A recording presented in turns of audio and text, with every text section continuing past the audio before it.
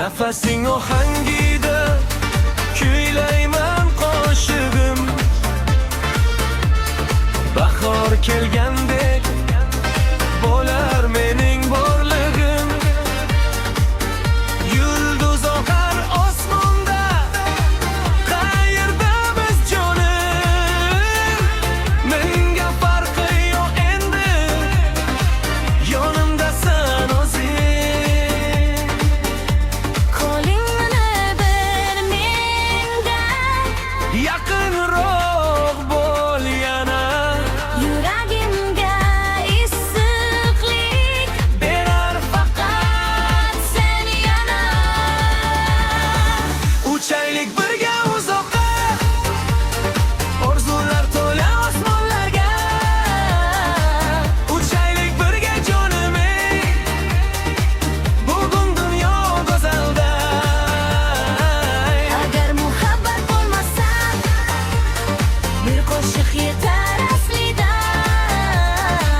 Yurakka quvonch ulashar, Baxt sari birga boshlayar.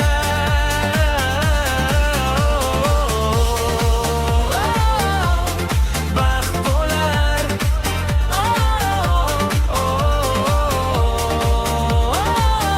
Seni sevganimdandir.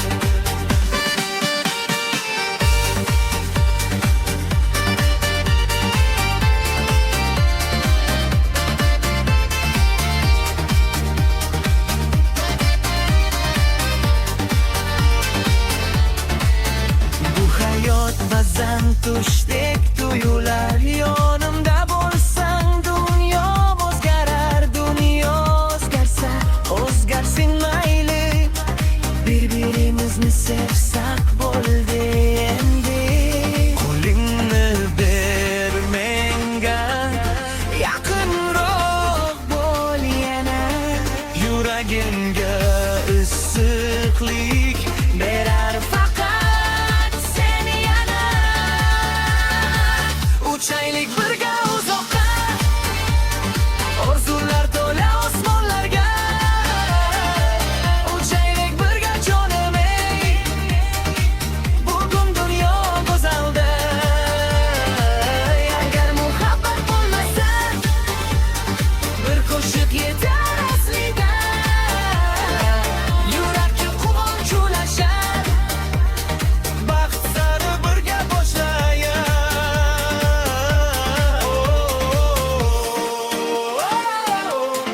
Baxt bo'lar.